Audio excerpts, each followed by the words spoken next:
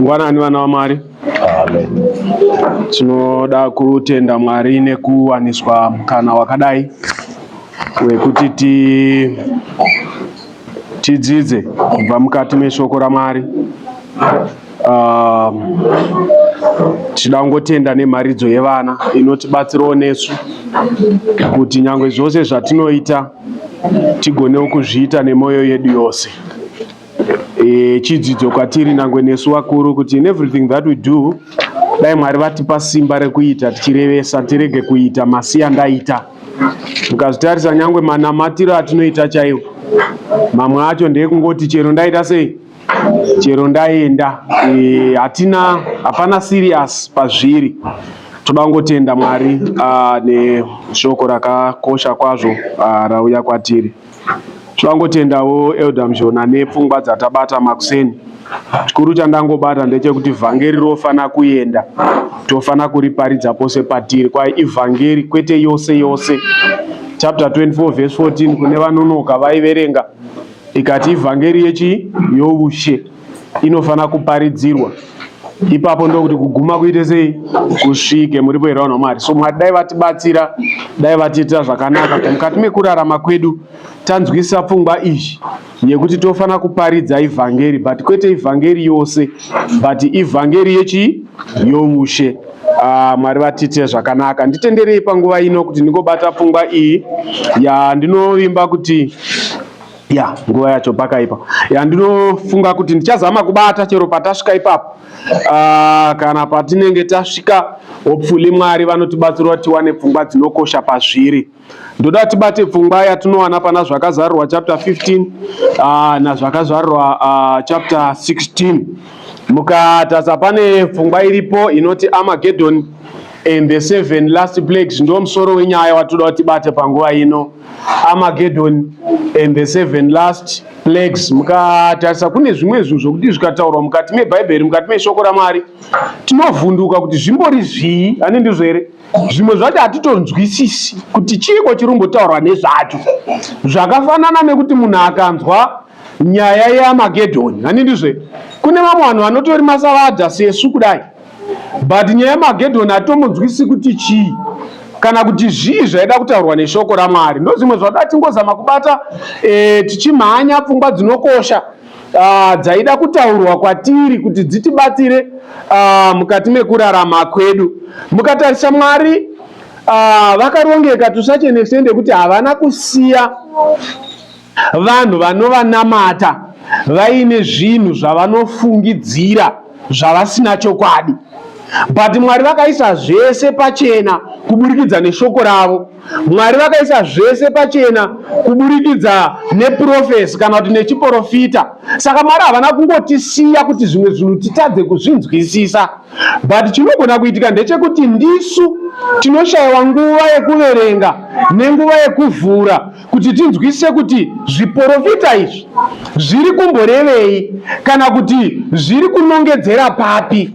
Unozwa isu semasavati kunamata kwedu kwaifana kureruka, kunamata kwaisafana kutinetsa, because tine sure, we are assured kuti kunamata kwatikuita kuri correct ende kuri kuti leader somewhere kwatofana kusvika. Saka nemwenzira Mwari vaida kuti tisasara tisina chokwadi tichifunga. Mukatarisa muchaona kuti zviri pachena kuti nyika ino it will soon face a crisis. Titori mu crisis, but we are heading for a serious crisis. Muri pareche chamari, especially vanhu vanondamata. I'm happy kuti tiri kunzwisisa kotali ratapesira kuita iri rataiverenga ndizvo here rainyattojekesa kuti chinonzi chiKristu, especially kana muchiri kurangarira lesson 12, yainyatojekesa kuti chinonzi chiKristu kureva kuti tichapindana nematambudziko. Handizvo here? Kureva pane zvakawanda zvichatiremera, pane zvichatirwadza, kune zvichatitambudza.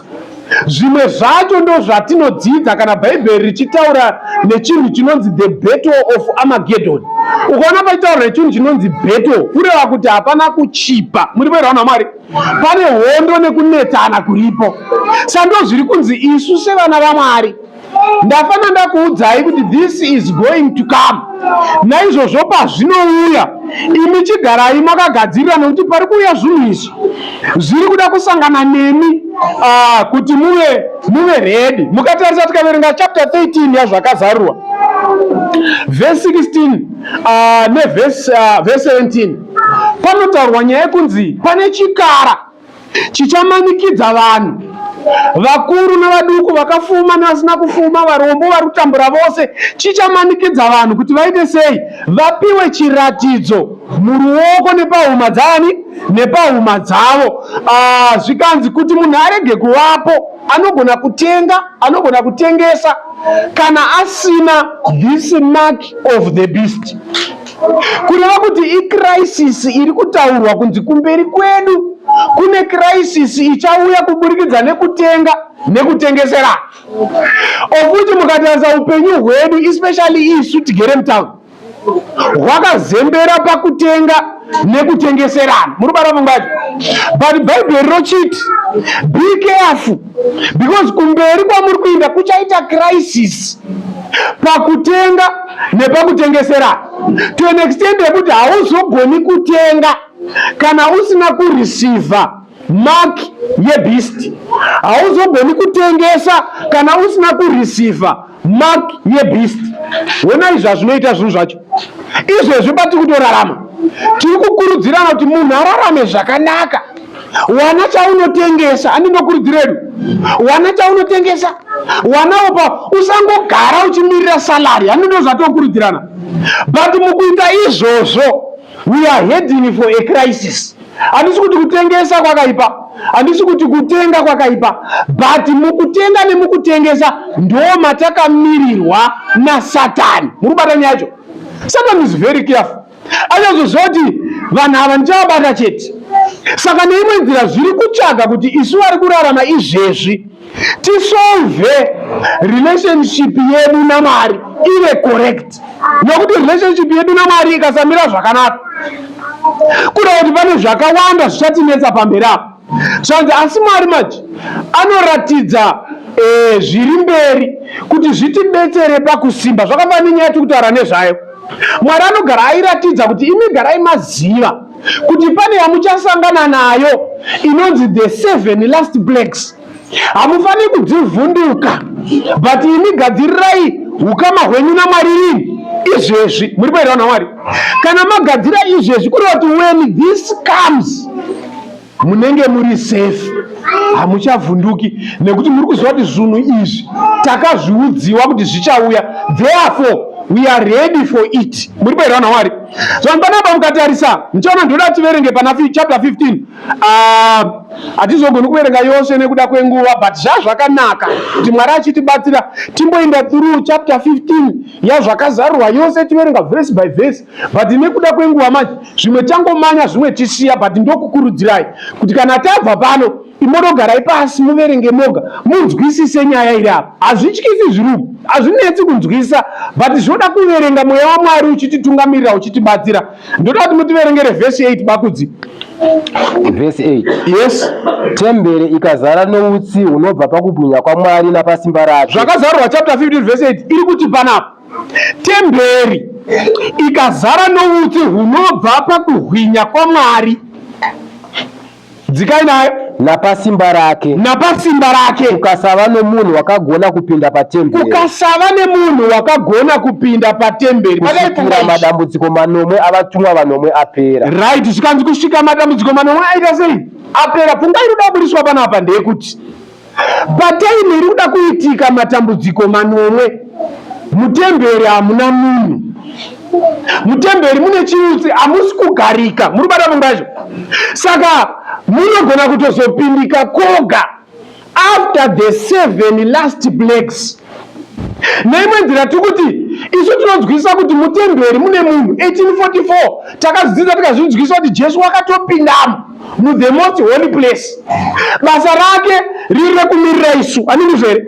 Asi pari kunzi pari kuda kuitika izvi mutemberi hamuna arimo, kureva kuti pari kuitika izvi hapana mesi. Muri kuerwa naMwari, hapana nyasha dzekuti Mwari anogona kuti chimboregai kudaro. zviri kuitika nekurevesa ende zvine kakusimba kanogona kubvisa munhu pamberi paMwari nokurevesa. Saka this is a very terrible time yekuti kana tikaifunga tisina mweya waMwari matiri togona kuti Mwari madii kuti ndisasvikako, yekuti zviri nyore panguva yekutaura kuti Mwari hayo ndisiyei zvekunamata ndimbozvirega. I can't withstand this. Bedwe nyaya totaura nezvayo panapa iri kuitika zvekuti vanosangana nayo pachave nekurwadziwa nekuremerwa kukuru. But ngatirege kuvhunduka sevanhu vaMwari, nekuti Mwari ari kuti patinosvika apa vanoda Mwari vanenge vaibva. Muribata matauro angu? Vanoda Mwari vanenge vaibva, vanenge right, havachavhunduki izvi. Kwavari mafuta ekuzora ekuti vari kuziva kuti zvinhu zvedu zvoda kunaka. Chinonzi pachishona materu hanzi mukwidza unoshura machi. Vari kuziva kuti kwatakuenda manje takuda kuchizononakirwa neupenyu naMwari watanga takamirira. Saka pari kunzi apa, when this happens, Mwari ari kupromisa vanhu vake. Chapter 91 imboendaipo tiverenge maPsarema. Mwari anotaura achipromisa vanhu vake kuti don't worry, musatya nyangwe izvi zvikaitika. Ini kana magadzira ukama naMwari you will be safe. But pfungwa ndoda kuudzai vana vaMwari, zvinhu izvi hazisi kuzogadzirika tasvika apa, zvinosolviwa nhasi. What am I saying? Matambudziko achauya, but hatigoni kuamira kana tisingagoni kumira izvezvi pasina unotimanikidza. Muribata pfungwa ndozvara izvezvi hakuna anotimanikidza kuti chienda kuchechi, but we decide not to go. We decide to come patoda pasina anotimanikidza. Try to imagine this time zvakumanikidzwa. Muripo here vanhu vaMwari? Imboverengai munhu waMwari, maiona chapter 91, verengai kubva pavhesi ya 2. Vhesi ya 2. Inzwai panapa. Ndichati pamusoro paJehovha, ndiye utiziro hwangu nenhare yangu. Ndo utiziro hwangu, ndisu tikurehwa vanoda Mwari. Iye Mwari wangu, wandinovimba naye. Dzikai nayo. Nokuti iye uchakurwira parugombe rwomutei weshiri. Inzwai pfungwa izvi. Napahosha inouraya zvikuru. Mwari watiri kutaura nezvake achatirwira parugombe runouraya zvikuru. Muripo here vanhu vaMwari? Nyangwe napahosha inoparadza, but Mwari watiri kunamata achatiita sei? Achatirwira. Muripo here vanhu vaMwari? Dzikai nayo vhesi. Iye uchakufukidza neminhenga yake. Zvakawanda mukanodzika nayo kusvika kuvhesi ya 10. It's okay, timirai munhu waMwari, nguva haingatitenderi. Pane zvakawanda zvikuburiswa kuti don't worry vanonamata Mwari, you will be safe. Muripo here vanhu vaMwari? Dzokerai pana chapter 15. Ndoda kuti mumanye chapter 15 ndakuisiya. Endai pana chapter 16 moerenge vhesi ya 2. Zvikanzi imimi don't worry, but tarirai zviri kunzi after probation yapfuura, apa mutsa wavharo, temberi yanzi hamuchina munhu, musisina munhu. Pachapter 15 chapter 16 vhesi ya 2 yakuti kudii manje? Wokutanga akaenda, matambudziko akutanga kudururwa. Zvikanzi wekutanga ndobva aenda, akadurura ndiro yake panyika. Ndobva adurura ndiro. Imbomira ipapo munhu waMwari, ndeda kuti mubate chinhu ichi. Pane zvakutonge Mwari asisina basa nevanhu. Muribata zvokuitika? But chino hatiregei kukanganwa tikadzokera kuchapter 7 yaRevelation. Panotombonzi indai munotadzira nyika, hanondizvere pakutaurirana kwavo. But Mwari obva ati chimbozvimirai kusvika ndambodhira nevanhu vani, ndamboisa zvisimbiso pahuma dzevanhu vangu. Muri veri vanhu vaMwari? Zvamiswa izvi, but takunoku manje kuchapter 15 chapter 16 zvetonge Mwari haasisina basa akuti chero zvazvaita. But no, pfungwa ndo yaburiswa chapter 90 kuti don't worry, these people will be vanoda Mwari vatorongedzwa panodziya. Muri pareche cha Mwari vatose vane ukama naMwari vato right, izvi vachasangana nazvo, but kwavari it's a passing phase. Chiverengai manje vhesi ya 2 ichiverengai. wokutanga akaenda, yes, akadurura ndiro yake panyika. Ronda rakaipa rinorwadza rikavapo pavanhu vakanga vane chiratidzo chechikara, vakanamata mufananidzo wacho. Kobva panzi panapa pari kutaurwa zvikanzi wekutanga akauya ndobva adurura dambudziko rake rokutanga. Rakabva raita sei? Zvikanzi pakauya ronda rakaipa pamusoro pevanhu, but good news ndedzekuti, verengai last part munhu waMwari. Inzwai good news. Vanhu vakanga vaine chiratidzo chechikara, vakanga vaine chiratidzo chechikara, vakanamata mufananidzo wacho. Vakanamata mufananidzo wacho. Muripo here? Kureva kuti vasina chiratidzo chechikara, vanhu ivavo vari safe. Amen. Muripo here naMwari? Vari kutaurwa apa vari safe ndevasingatyori sabata sesu. Ndakudzika here? Vari kutaurwa panapa vari safe ndevasingavhumi sabata raMwari, vanoritora with its importance. Ndovari kunzi ivavo ndo vari safe, but vaive nemuchiratidzo chechikara, they suffered the boils, they suffered the souls. Why? Because vakanga vasina hanya naMwari wesabata. Regai ndikuradzei chimwe chinhu. Mwari haudzi matambudziko asina significance. Even tikadzokera kumashure kuEgypt kuyakwe, muri kuona patinodzokera kuEgypt, Mwari akadurura matambudziko mangani? 10, handiti? But kuno kwekupedzisira ari kudururwa amangani manje? A7.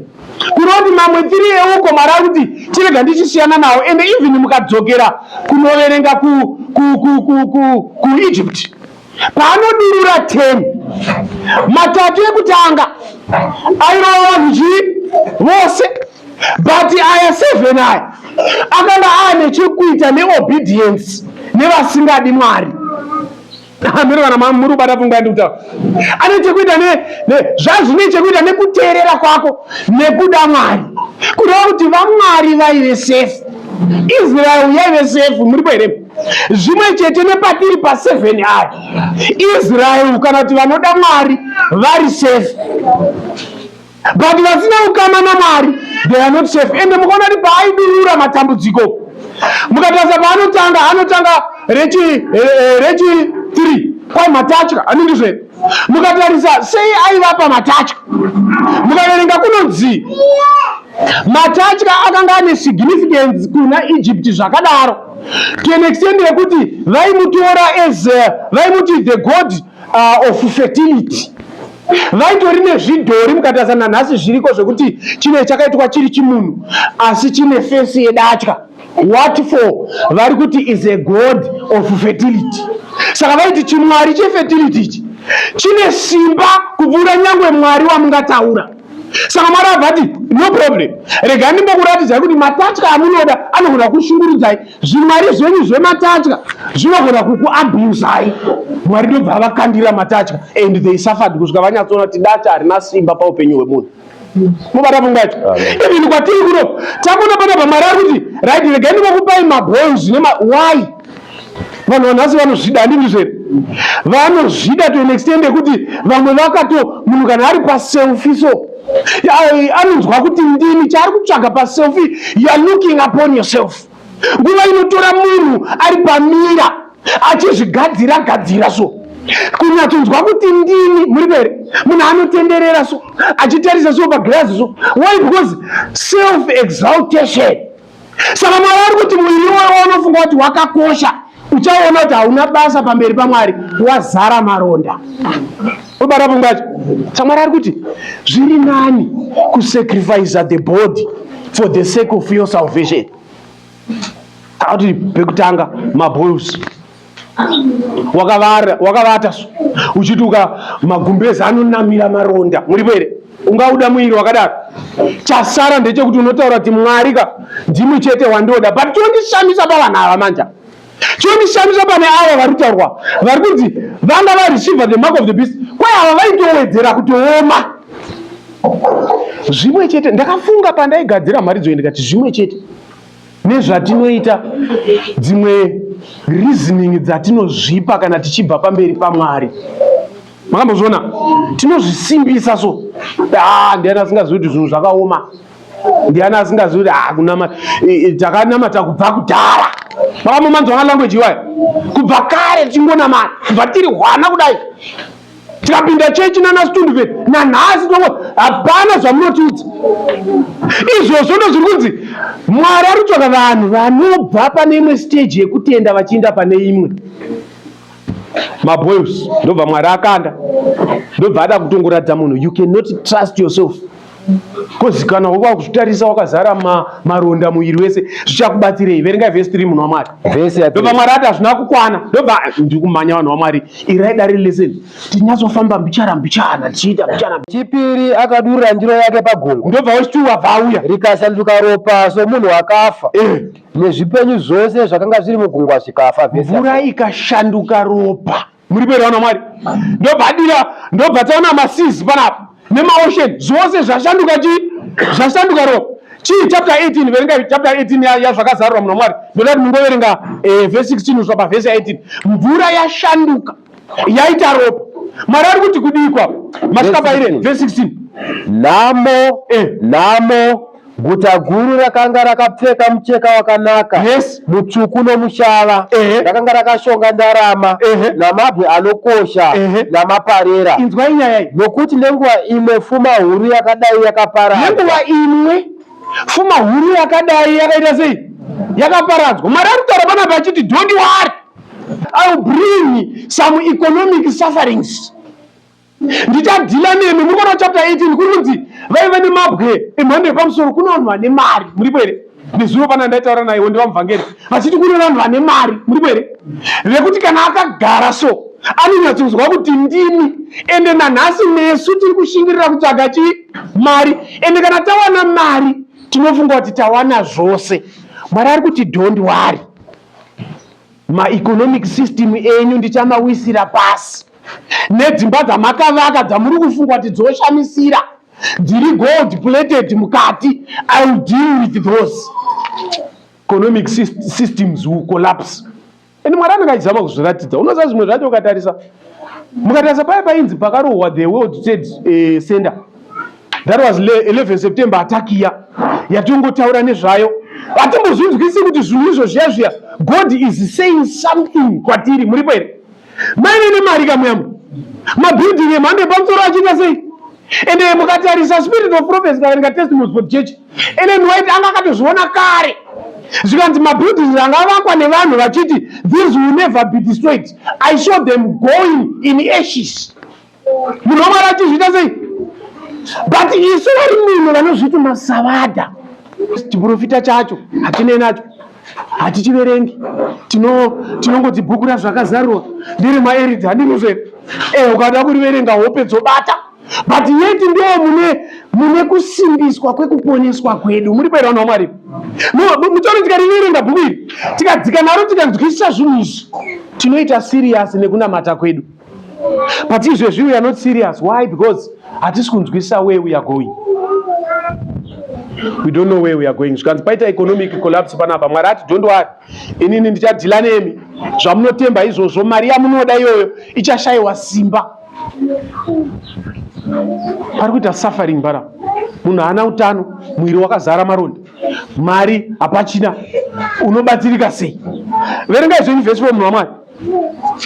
Vhesi ya 4. Wechitatu akadurura ndiro yake panzizi nomumatsime emvura, ikashanduka ropa. Ndobva nzizi nematsime emvura ndobva zvashanduka chii? Ropa. Unoziva nyaya yenzizi ka? Ndofunga kuti eudazurorika hazvichameki sense kuvafana masaladi akanitarisa, because rwizi chairwa vanoona uri useless. Nokuti ukaenda kuna unyani unomona akazara mapamba nindizvere akakandwa zvisina basa. But ndikaendikudzei chinhu chinonzi rwizi chinodiwa mulife yevanhu.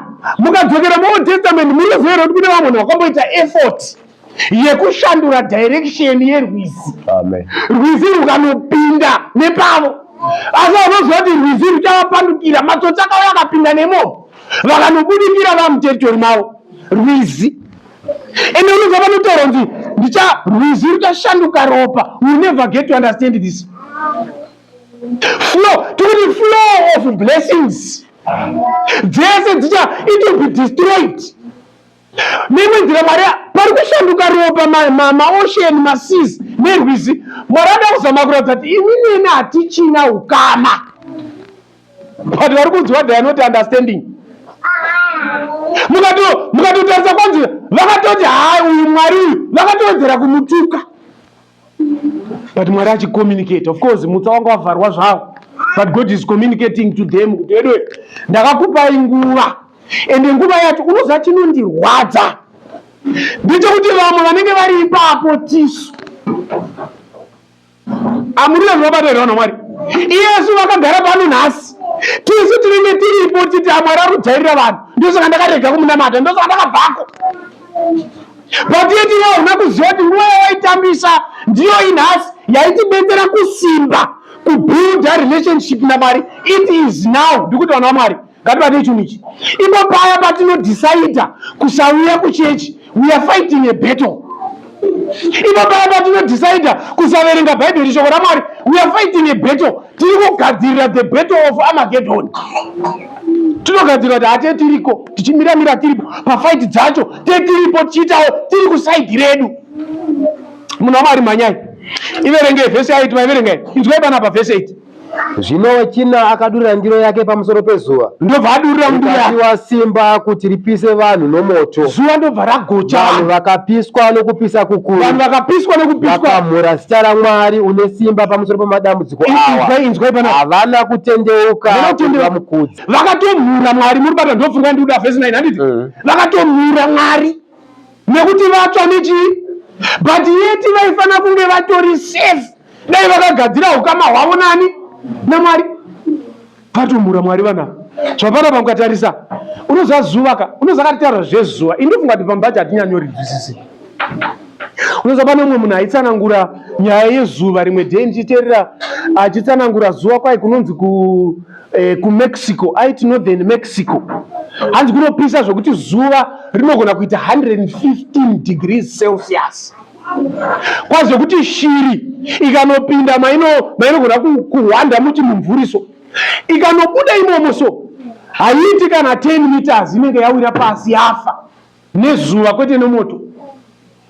Saka unoziva patotaura nezvezuva isusu takapedzisira kunzwa zveheat wave handiti tichiti heat wave iri kupisa tinopinda pamumvuri tozorora ndo zuva ratiri kufunga nezva. But the Bible is talking about scorching sun. Anyway, kuda Mwari kwakanaka, kunamata Mwari kwakakosha. Zvichatiseva, zvichatibatsira mukutambura kukuru kwatakatarisana nako. Let's love God. Pfungwa yandoda kungounza kwatiri. Let's love God. Zvine benefit. Zvinotibatsira. Izvi zvaitwa kuti isusu manyama aMwari ndai pamberi vhesi 8. Zvaitwa isusu kuti tibati inzwai chimwe chinoitika panapa. Wechishanu akadurura ndiro yake pamusoro chechikara. Ndobva adurura. Ushe hwacho hukasvibiswa. Vakatsenga marimi avo nokurwadzwa. Vakamhura Mwari wokudenga napamusoro pokurwadzwa kwavo namaronda avo asi havana kutendeuka pamabasa avo. Still havana kuita sei chete? Still they did not repent. Mwari wati nangwe neleadership yacho yamaitemba kana ndi munotomborega kuya kuchechi nekuti munoenda kumusangano handidizve tomborega kuenda kuchechi kuti kwai kutotsvaka Zambia kuti Zambia rangu riri kupi vasikana vangazoti handisiwe ikoko kusungira Zambia kuti uindeko sabata chechi vanhu vachinamata iwo chiendeko. Mwari ari kuti I will follow those leaders and I will deal with them. Pauda kuindako navo vari kutochemawo muri kuelewana Mwari.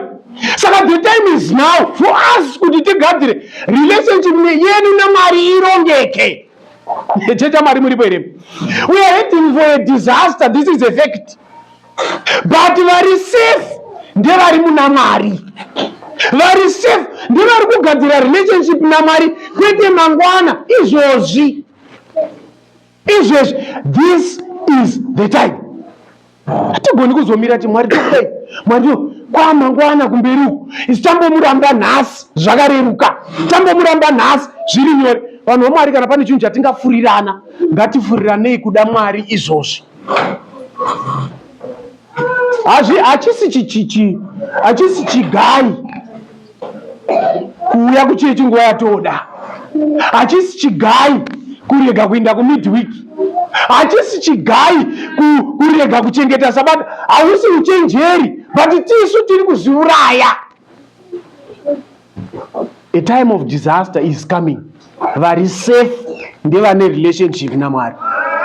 Angatibetsere hazvi zvokuti tivhundutsirane kana kutyisidzirana, but kutaura mafacts as they are. Zvinhu zviri kutoitika izvi zvati kuverenga mukati meshoko rani, mukati meshoko raMwari. Anituzere iverenge munhu waMwari masvika verse 12. Yes, zvino wechitanhatu chainyaya yemanzizi yakambotaura iyai rukuru wechitanhatu runonzi Euphrates mvura waro ikapwa, ndobva mvura nzira dzamadzimambo anobva kumabvazuva dzigadzirwe. Vanhu vaMwari, mukatarisa panapa muchanyatsoona kuti nyaya yati kutaura nezvayo pano ndeye salvation yevanhu vaMwari.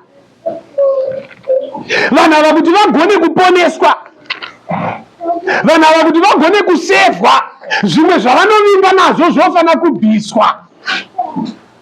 Euphrates inenge ichikurosa nepakati, vari uko vachichera mvura, vari uko vachichera mvura, and they feel comfortable with their river. And God is saying that river will be dried up. Ndopa muchanyatsoona kuti hapana paya, hapana kuti ndimbozama kumbozvirerutsa, ndikuti iwe ibusiness rauri kutrusta, rauri kuda uchiti zvinhu zvangu zvaita zvokuti nyangwe nesabata haugoni kurisiya. Mwari ari kuti umwe musi unogona kusvika ratsva. Muri kuona Mwari? Kungosvika zvakatsva zvose zvokuti zvakaita madota, uchinyatsoona kuti shuwa pandaitemba, pandaiva ndoraramira ndipapa, but there is no life. Uri kuerechechi chaMwari. And God is saying, let's be ready. The time is now. So Mwari dai vatibetsera. Zvinhu zvatakatarisana nazvo zvakatimirira mberi hazvina kutinakira kana tikasagadzirisa ukama hwedu naMwari nhasi. Mukaita chapter 13 kusvika pavhese chimanyaipo munhu waMwari 13 to 16. Nguva yedu ndoyapera tipese 13 to 16 verengai. Ipapo ndakaona mweya yechina mitatu yakamatafi ichibva mumuromo weshato nemuromo wechikara. Rechi 7 asati atsaurwa. Papera rechi 6 pabva patanga kuonekwa mweya yechina mingani? Mitatu. Yakaita kunge chii? Matafi aya atamboverenga aya. Yakuyai matafi amuunderstand. They are now coming to you. Imwe ichibva mumwe wechi? Muromo weshato. Satan state imwe ichibva yadi? Mumuromo wechikara. Muri bata pfungwa dzacho. Handidzikai nayo. Nomumuromo womuprofita wenhema. Vaprofita wenhema vachiisawo. Nokuti ndiyo mweya yakaipa inoita zviratidzo, inoenda kumadzimambo enyika yose, kuvakokera kukurwa pazuva iro guru raMwari Wamasimba Ose. Tarirai ndinouya sembavha. Chinzwai, imbomira ipapo munhu waMwari. Yes. Panapa paita chimwe chiratidzo, uyo ari kuita kunge adhaivetewa. Muri kuda zvinoita John? Atonge adhaivetewa attention paanga achiona zvimaplagues zvidurura. Ndobva abvisiwa kunge akandwa kune imwe futi sini. Kune iyi sini manje iyi kwakuonekwa mweya yechina ichibuda muromo weshato nechii zvataurwa iki. Wachibuda mweya yechina yai ndobva paita kunge pane zvashanduka so.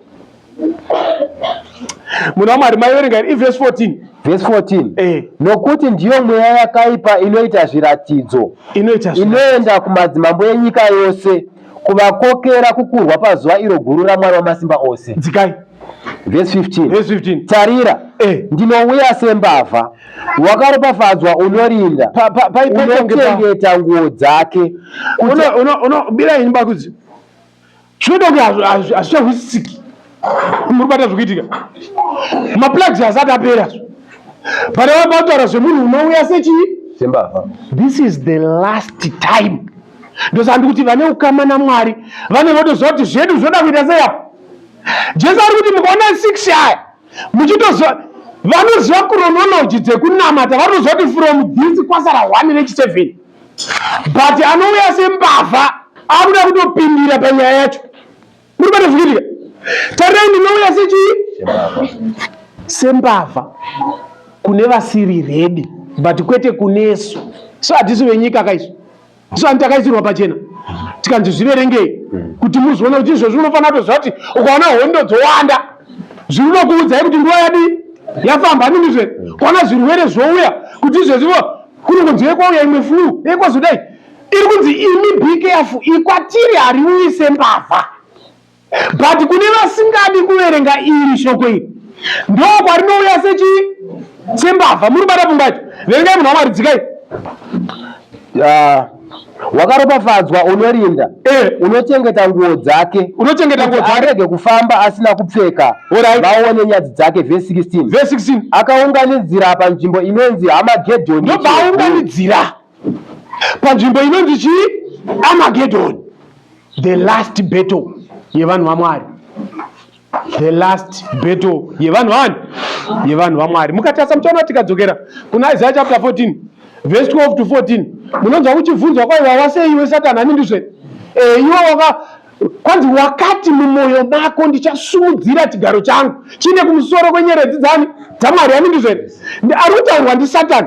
Nyaya yake ndeyekuda kunamatiwa, ndeyekuda kuita pamusoro paMwari. Nyangwe pabheto yatutaura nezvayo inyaya yekunamatiwa. Muri kuerana naMwari. Saka ari kuti iwe zvauri kutaura izvi zvekuti iwe ndinoda kunamatiwa woga, ndinewe ndichapedzerana. Mukanoverenga unonzwa uchinzi akabva anokongera vanhu kunzi vakomana huyai, vanhu vaenda vaona pavari, handi ndinopedzerana navo. Nyaya iri yekuti kana tahwina ndini ndichanamatiwa. But haana kuziva kuti that was the last battle. Amen. Ndopa zvaiperera ipapo. Muri kuerana naMwari.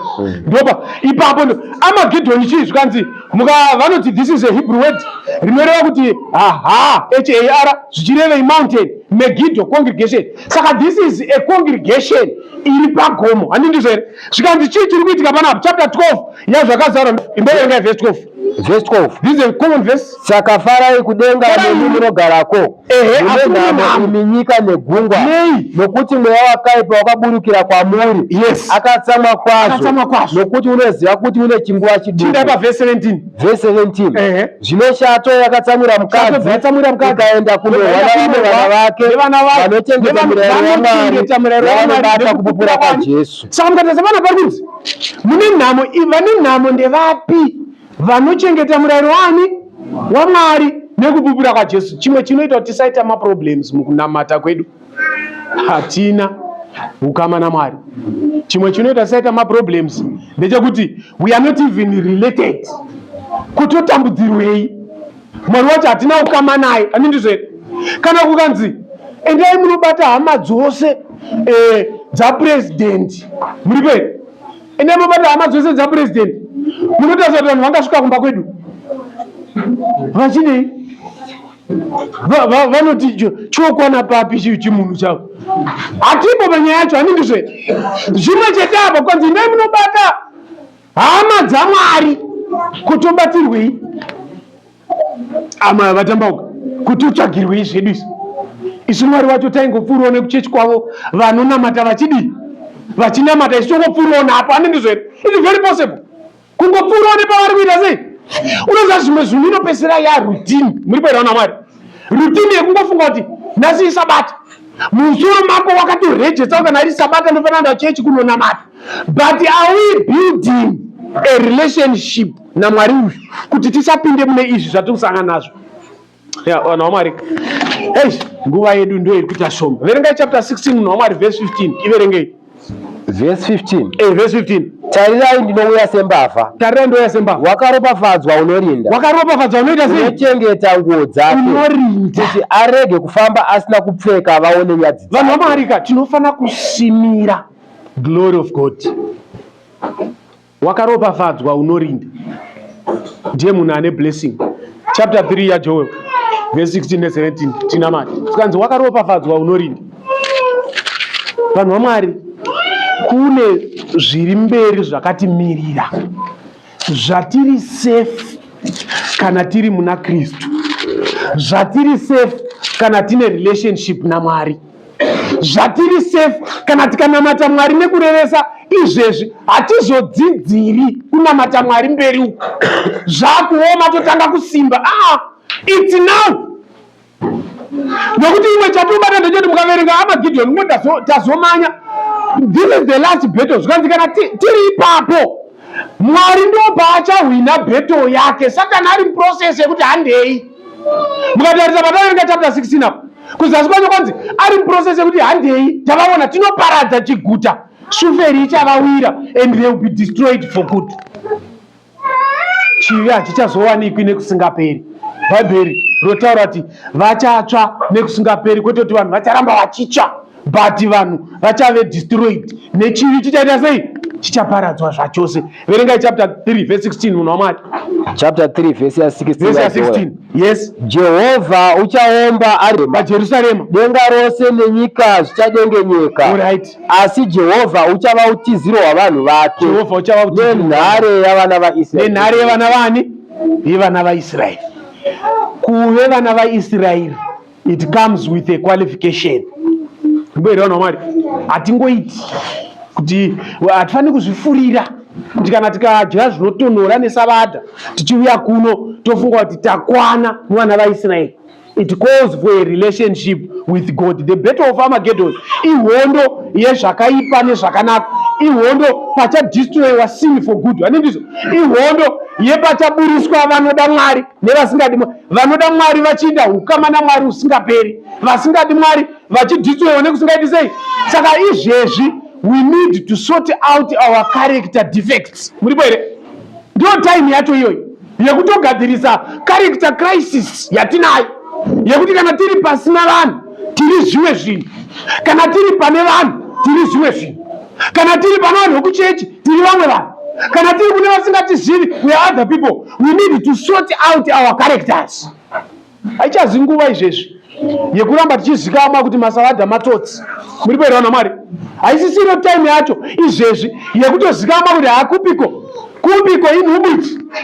Vanhu vanotiziva kuti ukasvika pamba pedu uchitaura kuti pamba pano vanonamata here, unonandosaka pamwe nditimoti pane paanotaura kana moda kutsvaga maleaders, chimbonotsvagai kucommunity kwavanobva. Muripo here? Kuti kwavanogara vanokudza here kuti munhu waMwari. Vamwe takasvika mukanoti mopinda muraini medu tine murume ari muno muraini menyu anonzi Vhute, toda kumuitawo erida kuchechi kwedu, munotenderana nazvo here? Vanowane gotsi vachiseka. Muripo here? Kuti kuchechi kwenyu kune vanhu kwawo iyeyu ndiye amuda kuita erida. But Bible riri kuti as long as ikoko they don't speak good about us, kunamata kuchiri kure nesu, and we will suffer this. Mwari ngatibetsere vanhu vaMwari, toda kuti tinamata. Tazongoruma nyaya iyi, tazongoita yekubvarura, but parikuratidza kuti kumberi kwedu kune nyaya, muriko here, inotsvaga kuti tigadzirise our relationship now. If we don't sort out our relationship now, kwatiri kuenda kune disaster. Naizvozvo usingagoni kumira uchiudza bosi wako kuti sabata handiwanikwi, wati mozopisa. Mubere chechi kana izvozvo uchigona kuti ungoita forgo workshop ine $50 kuti ai mbondisiyai, wati mozopisa. Patilombo rakaipa ndokuti Bible riri kuti you are not safe if you don't have a relationship naMwari. Joel ati don't worry. Chapter 90 ikati musatya kana mune ukama naMwari, you are safe. But if you are not related to God, who unto you? Dauna matana vanhu kuti Mwari hondo iriko mberi, asi mirai nesu. Akadaro sumukaiti namata. Mwari tazvinzwa kumberi hakuna kumira mushewa, asi isu toda kuve safe muhondo idzodzo. Vanhu vachipinda madziri, isu toda kuve safe.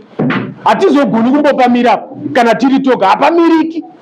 And you can imagine my problems atataura nezvawesa kuti atirira munhu asina ukama naMwari.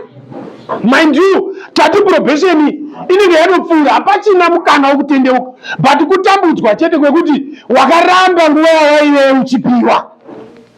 Asi Mwari akamira nesu zviro kwazvo zvamazviro kwazvo, we are safe and we are assured kuti apa pabattle of Armageddon ndipo panotori nekudzikinurwa kwedu nekuponeswa kwedu. Izvi tetizvona zvichiitika kuti don't worry, inguva yedu yakuita sei. This is our time. Mwari ngatibetsere. Elder Mfuti, tinamatirei munhu waMwari kuti Mwari atisimbise tigone kusvika mberi uku tisangane nezvatosangana nazvo tiri muna Mwari.